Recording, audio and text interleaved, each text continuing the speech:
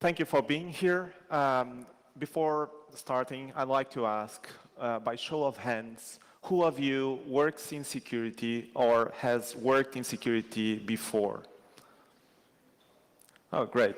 So I would say the majority of you work in security. All right, so my talk will be about hunting malicious injections using application real-time monitoring. And let's see what the hell is that. So before that, a little bit about me. So I'm Pedro Fortuna. I'm founder and CTO of JScrambler.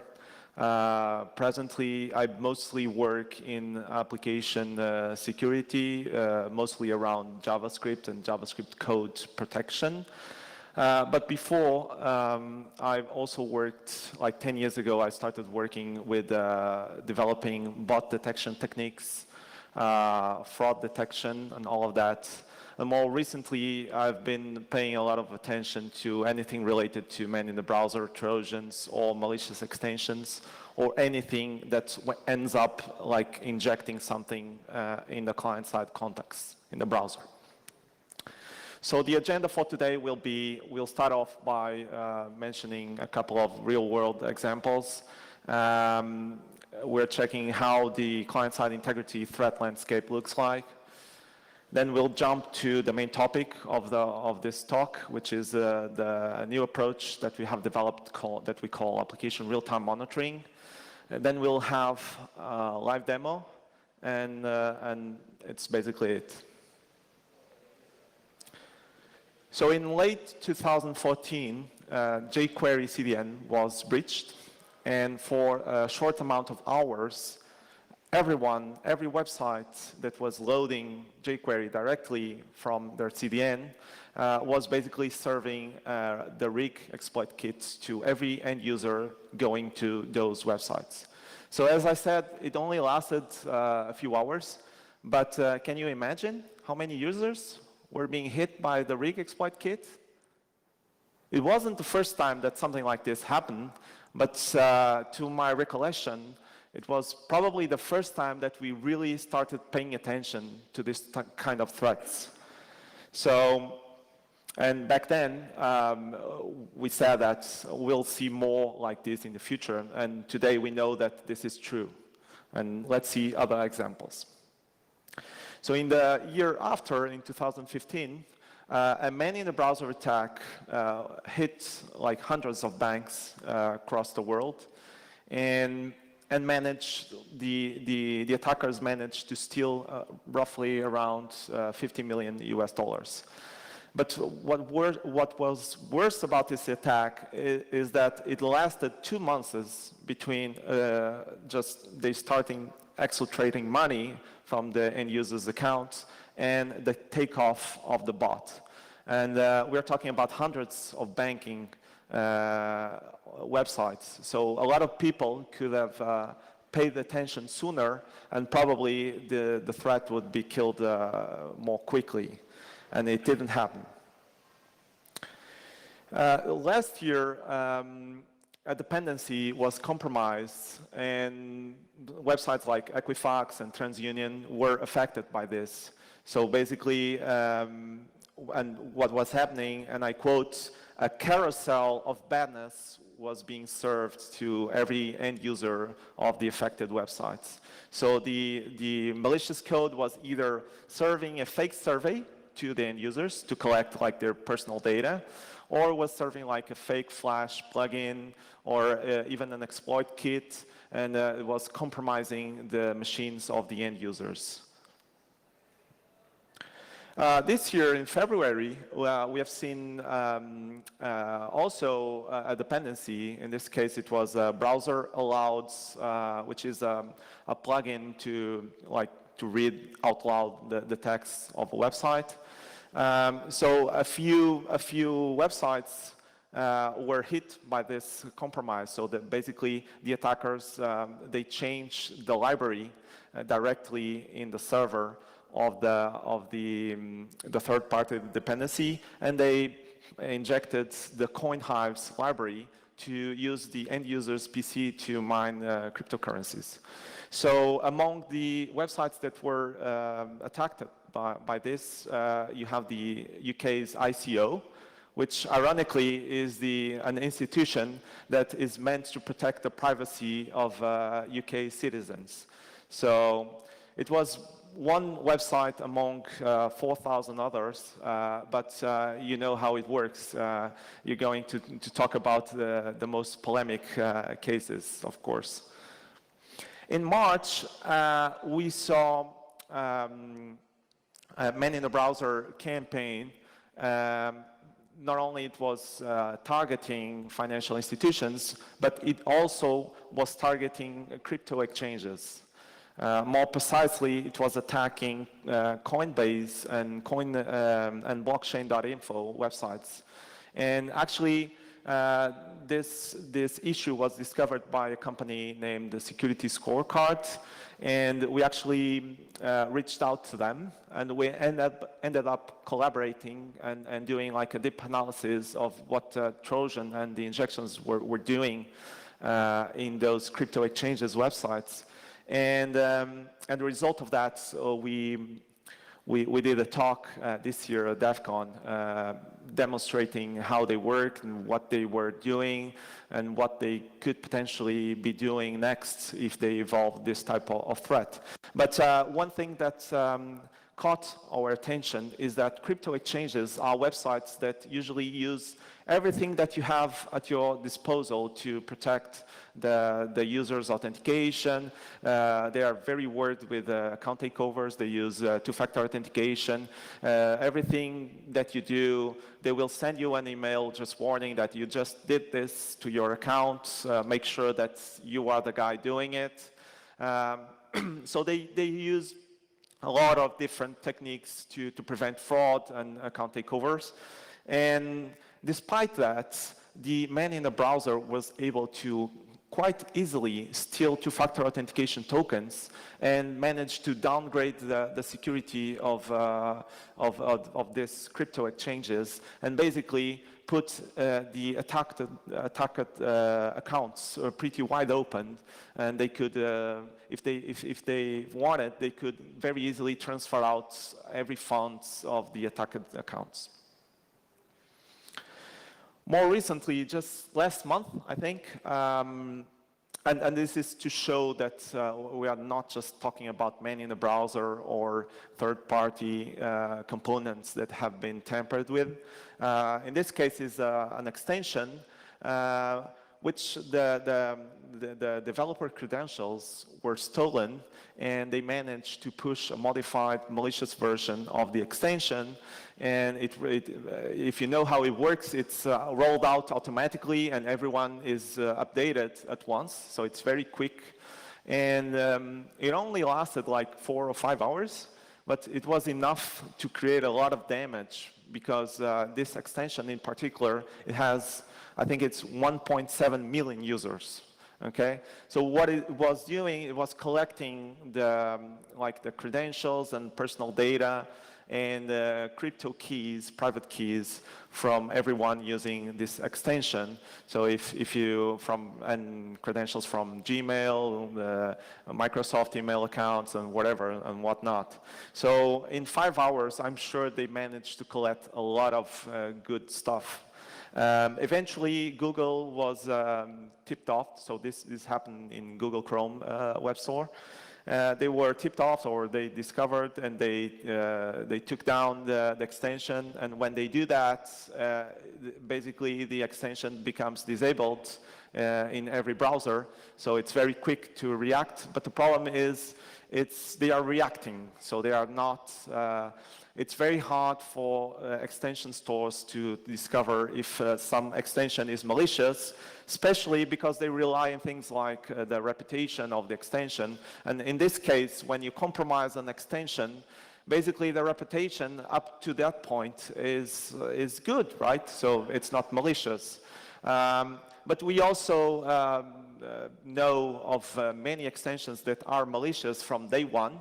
And it's very easy for them to not get caught by the initial screening from the browser web stores, so it's very easy. In particular, because it's easy for them not to do anything during a certain period or not have malicious code, and then they can just pull off malicious code at a certain date and start becoming malicious. So reputation-based screening is very hard. It requires someone to notice and report those in order for the threats to be mitigated.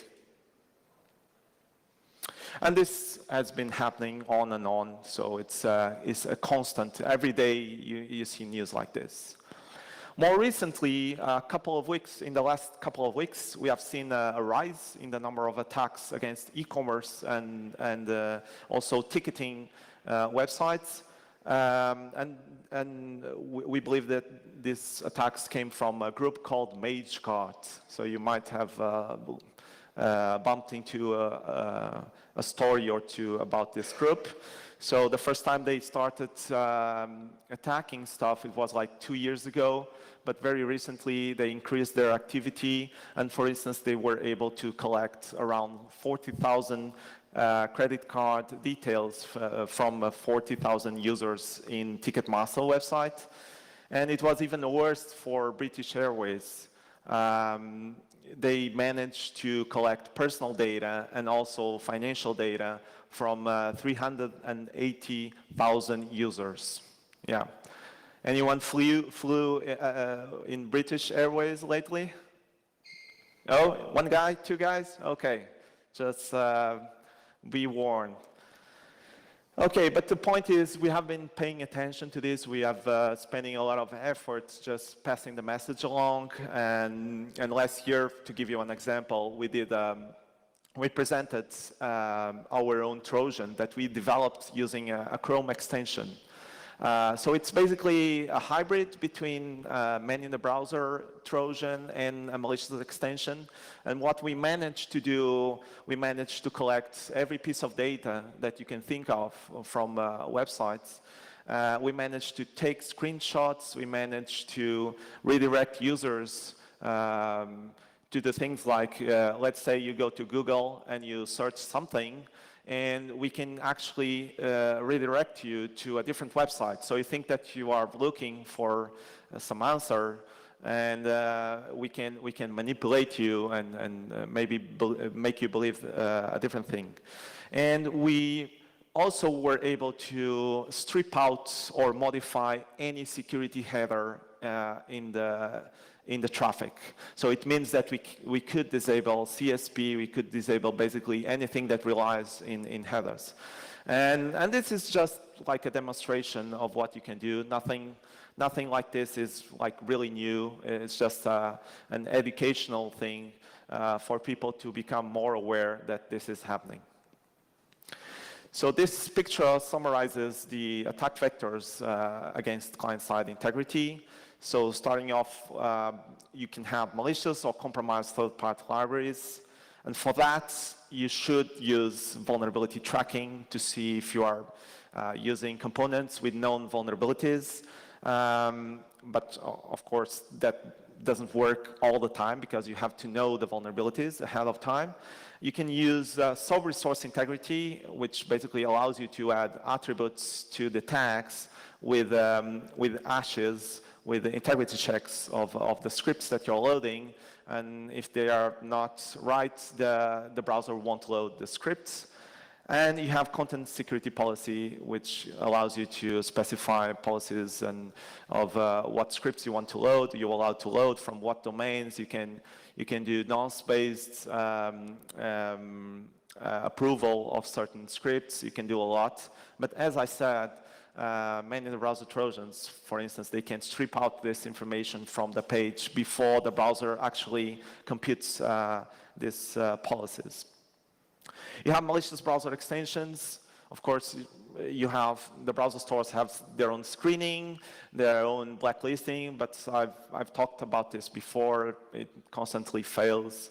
You have antivirus. They can detect some forms of malicious code, but they are really very ineffective. And you basically have to rely on the end user not to shoot himself on the foot and be wary and basically try to understand if something is wrong and avoid doing it. You have man-in-the-browser Trojans, which, in my opinion, there's not really something brilliant that you can do. As a web application owner, you must, in my opinion, just assume that some devices will be compromised. So maybe you can prevent some from being compromised, but not all of them. So you have to have some sort of plan against that as well. And finally, you have the server breaches, or things like exploiting common vulnerabilities like XSS.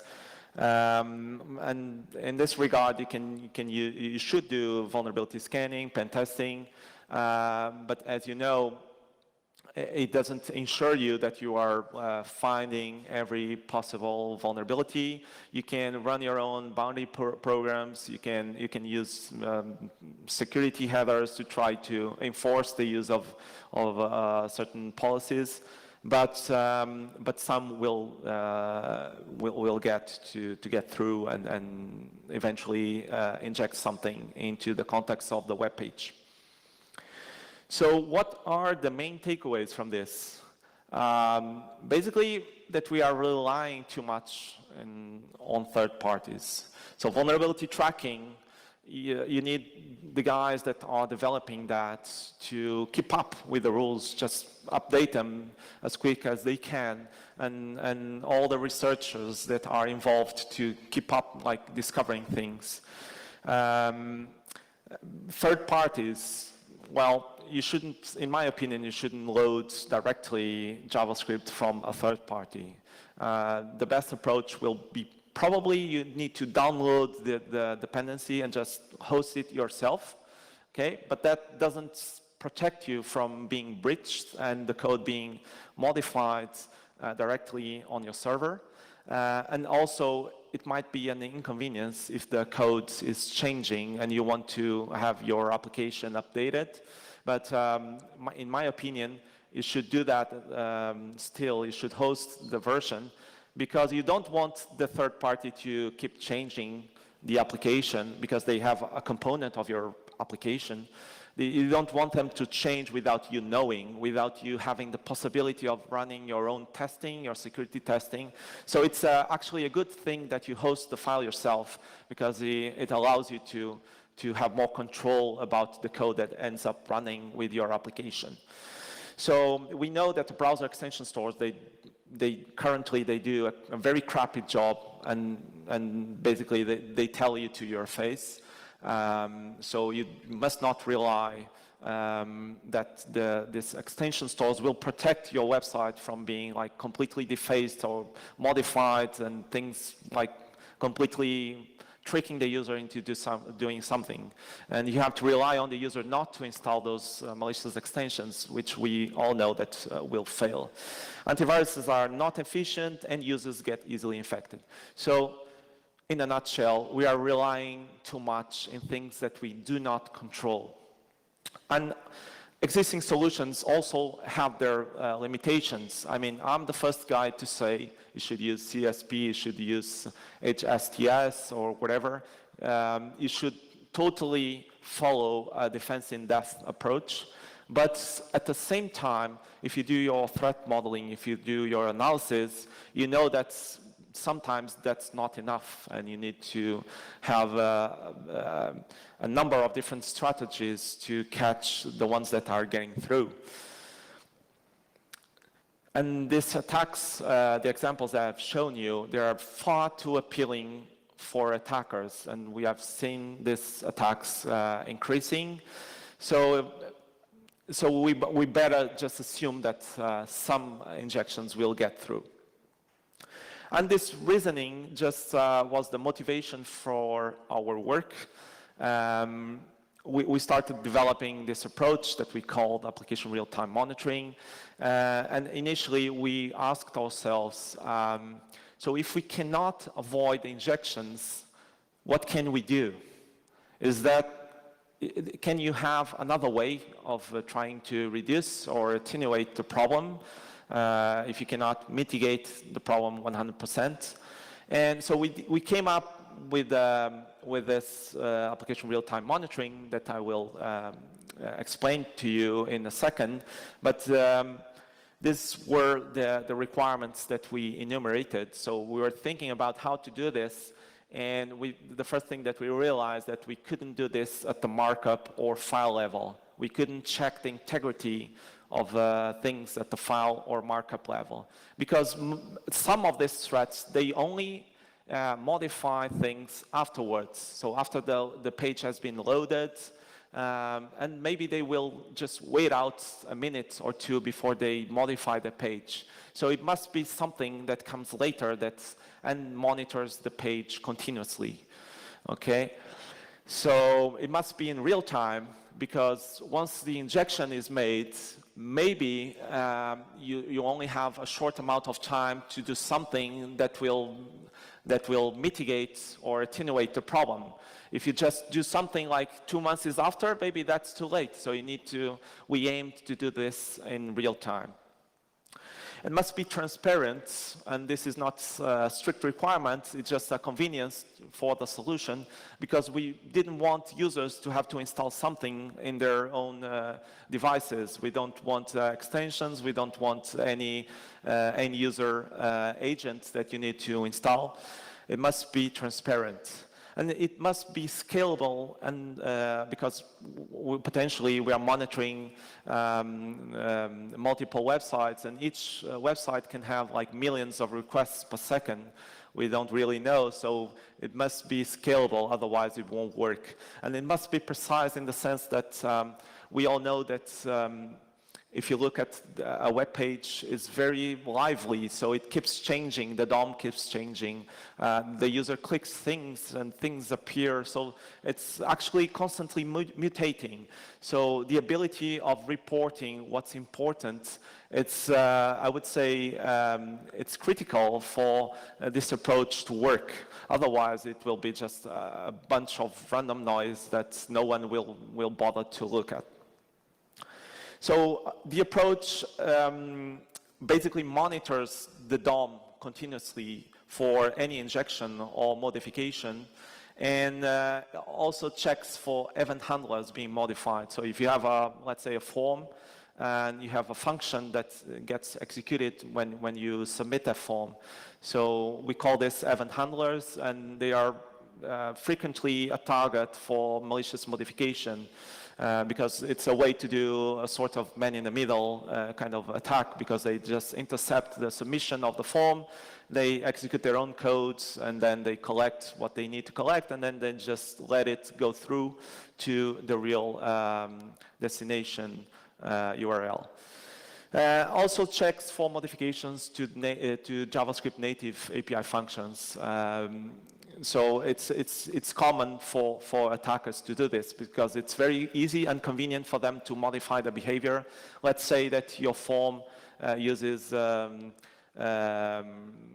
some sort of native function. They don't bother to analyze the code. They just poison that function and put themselves in the middle to be able to collect information. So, and it's a bit more stealthy for them to do that. It's not, so we also check for that. Once we pick up something, we send out notifications, and those notifications are used to trigger automated reactions. I will show you in more detail in a bit. So this is the general architecture of the solution. So we have the server and the client, and we have a client-side JavaScript agent. So this is one side of the solution. So you need to somehow deliver this JavaScript agent to your website. And this website continuously monitors the DOM and all the other stuff I mentioned for injections.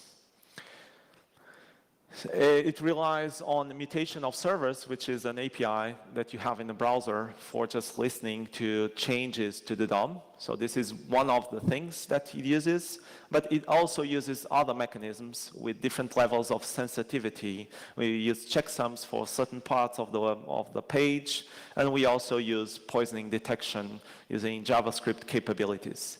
So once tampering is detected, notification is sent back to the other part of the system, which is the real-time monitoring backend. And this backend just processes the information, confirms that it's indeed, in fact, malicious modification, and the application optionally can implement this webhook it will receive in this webhook the final information, like regarding that incident. So using this information, they can just implement whatever reaction makes sense to them. So this is something that it's the application that does, because the solution itself, semantically, it doesn't need to know the specifics of the application. It doesn't need to know the policies that the organization uses. So it's really about sending real-time information of what's happening to the backend, and let the backend just implement policies on how to react. All right. So it's quite simple, actually. So it follows a whitelisting approach. So it's able to detect anything that's different, contrary to using a blacklisting approach, which we basically would need to anticipate what we are looking for. And like I said, it uses different levels of sensitivity, and this is important for the scalability requirement, because otherwise we would be flooded with different sorts of modifications of the page, and it would be impossible to deal with that. But this isn't enough. We also use some machine learning techniques to filter out what seems to be not malicious modifications of the page, and to distinguish those from normal modifications, we need to have a certain training periods in the website just to learn what it does normally. It also supports signatures, so you can specify what you're looking for, and that's used for certain countermeasures.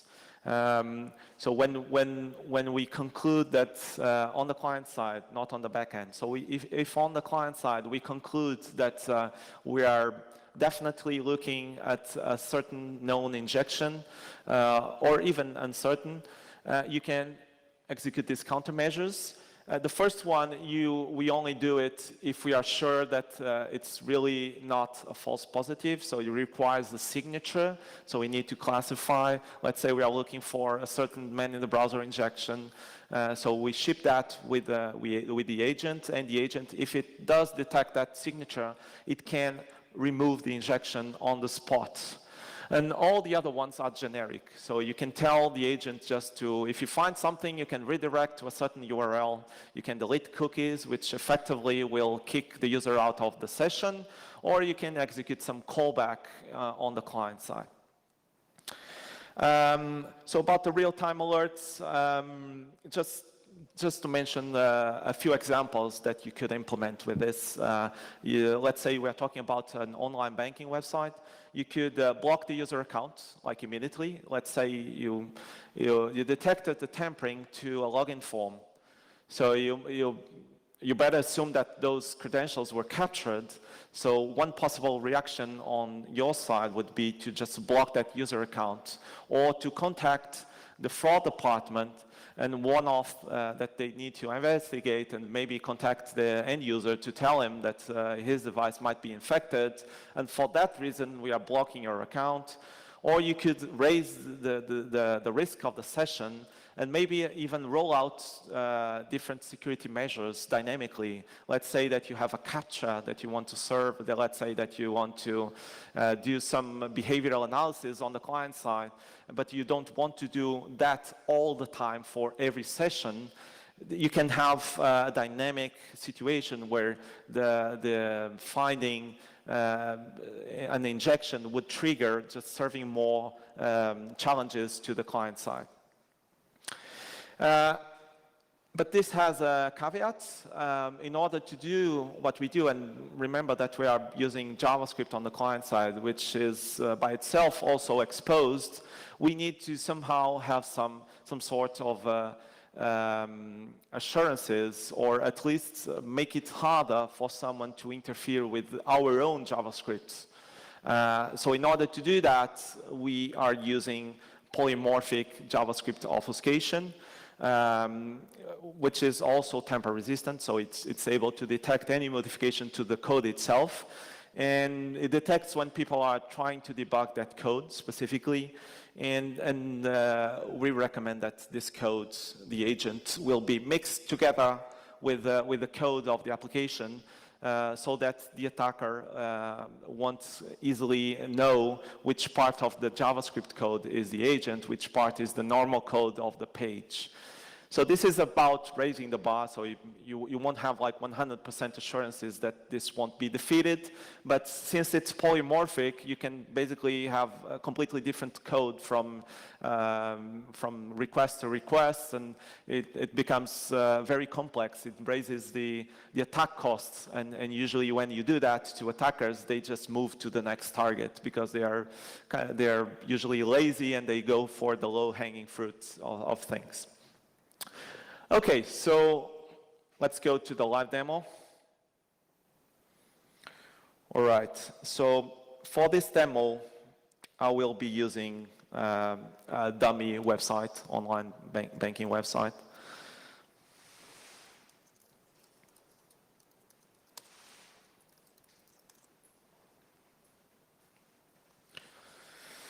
All right. So let me load the website. Just let me prepare all the things.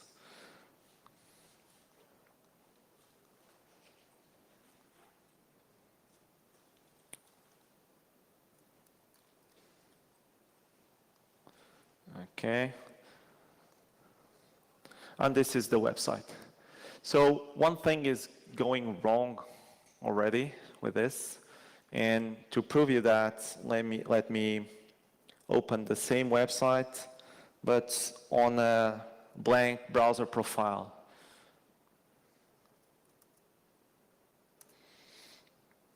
So can you compare the two? What's the main difference? Can you tell me? Pretty obvious. It's the banner, right? So this one on the right side doesn't have a banner.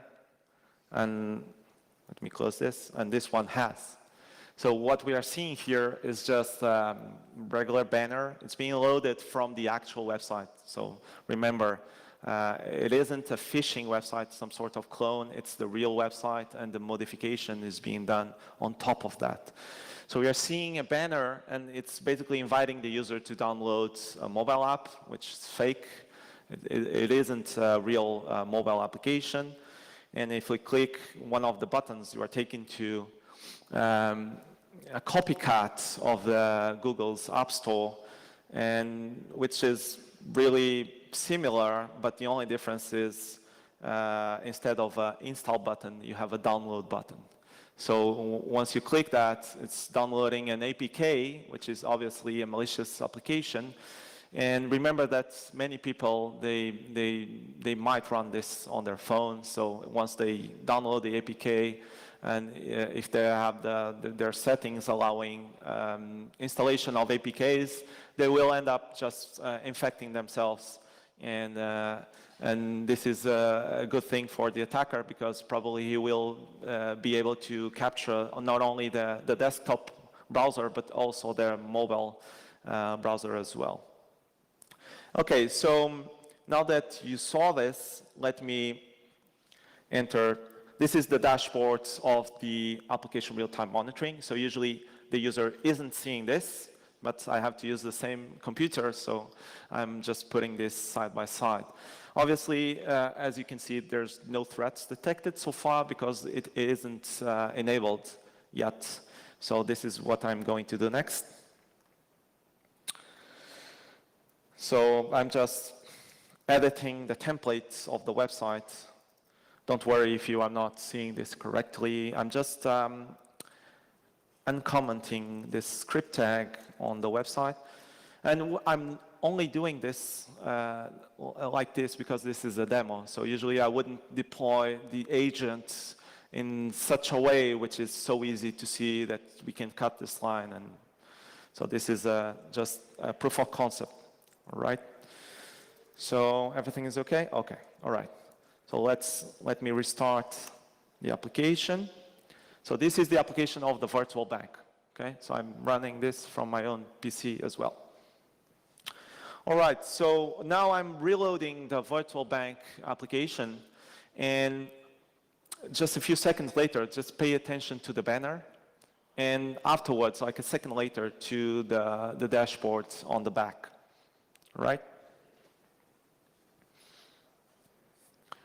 All right, so what you just saw was real-time monitoring of the page. We had a signature for that particular injection, so we were able to do the countermeasure of self-healing the page. So we just removed the banner, and the information is correctly processed and passed on to the backend of the application. And once it's there, it can be sent to the webhook of the application code. So let me try to show this to you. Okay. So what we have here is a blacklisted fake mobile app banner that has been removed successfully. And what is interesting is that we can show you like the very little details of the injection. So this is the actual code that the user was seeing, which is sometimes hard to get from the application developer perspective, because he knows what code he has served to the user, but he doesn't really know what code ended up executing on the client side.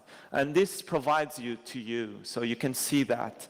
And this diff element that you are seeing is basically the whole block of the banner. And you can see the whole details. You can see that it was using inline images, and you can see that it was linking to not Google, but Goggle, okay? It's silly, but it happens and usually works. And if it didn't work, the attacker could go even further and just like do DNS spoofing or whatever it needed to do in order to trick the user. So it's really hard to tell if you are a user and just watching the web application. But let me continue. So right now I'm about to log in. And I haven't even logged in yet. I'm already seeing new threats coming in. So what's going on here? So let's see, we have code poisoning. And let's see what this means. And what you are able to do is the on-submit event has been tampered, and it's basically has been replaced. The whole function that gets executed once you log in, it was replaced by a function of the attacker. So this is basically collecting the credentials and exfiltrating them to another place.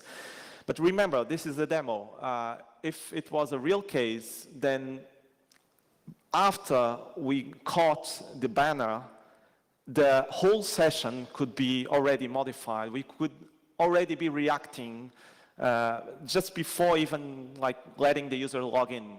We could like not serve the login form at all if we wanted to. We just like block the user from using the website.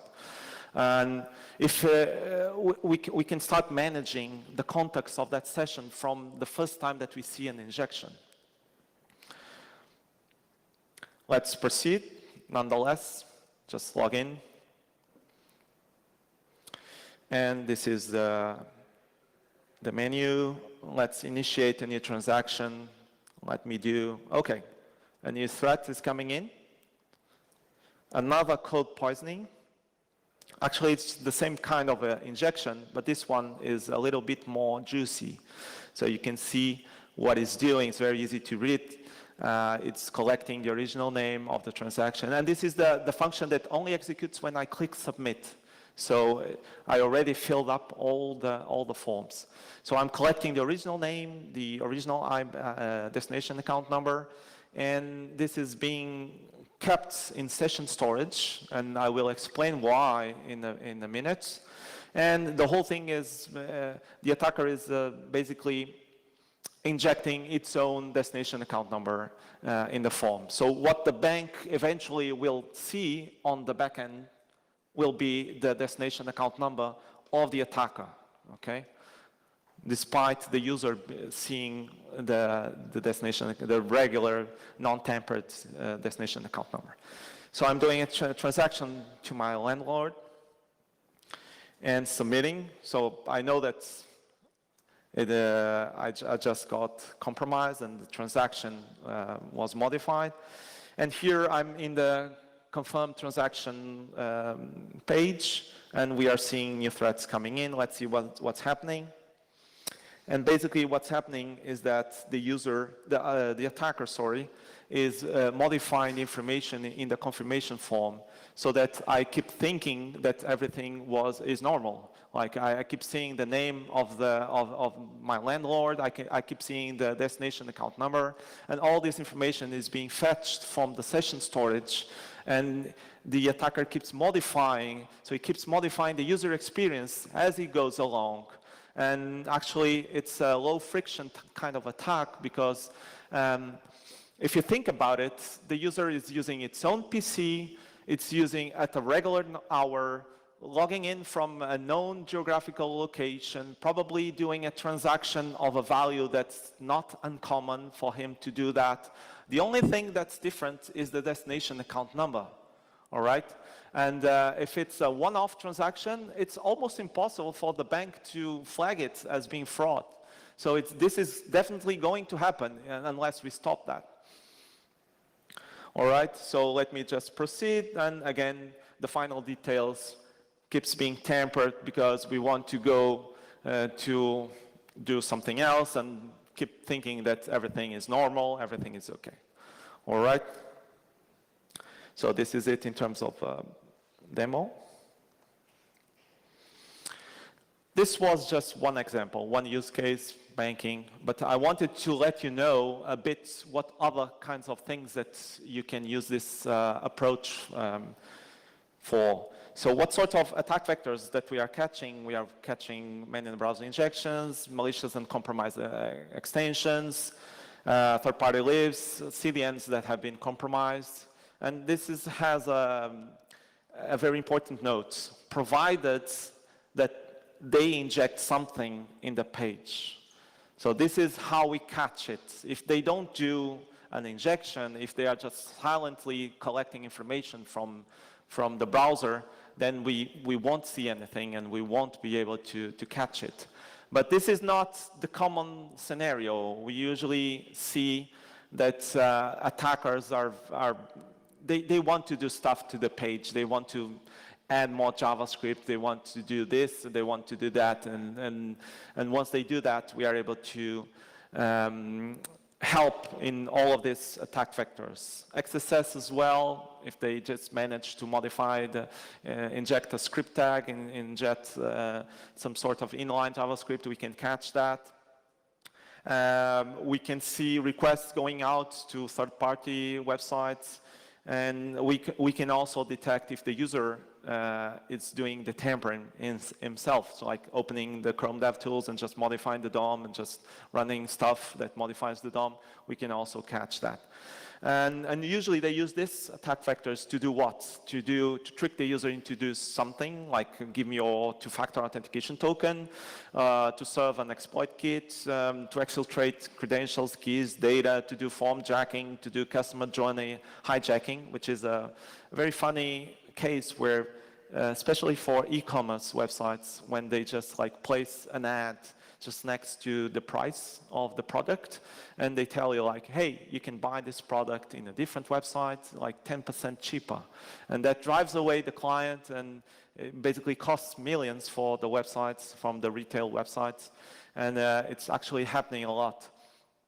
We also have supply chain attacks, which is what we call dependencies being modified. So it's like going for the weakest link, right? If the bank has like good security measures, but somehow is including a third party, then the third party probably won't have like a very specialized security team. So we might as well just attack the weakest link, right? So we call this the supply chain attacks. We can inject ads, forms, and do cryptojacking, which is basically stealing the CPU of the end user.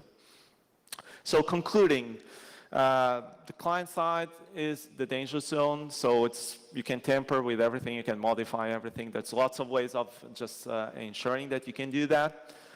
I always say use every solution that you can. Just use defense in depth, use CSP to try to prevent XSS from executing in the page, from requests from going out. Just try to reduce the attack surface as much as you can.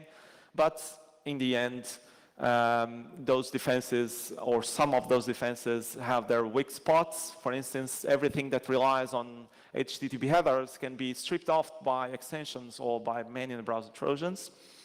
And because of that, we have just to assume that some injections will go through, and we have to have a plan to catch them. So we propose this approach, like application real-time monitoring. It won't prevent the injections, but it can help mitigate the problems that they create, right? And it's important to do this in real time. It's important to implement reaction policies. And this works even for 0 days, because we just follow a whitelisting approach. We detect any modification. And it allows you to see exactly what the user has saw.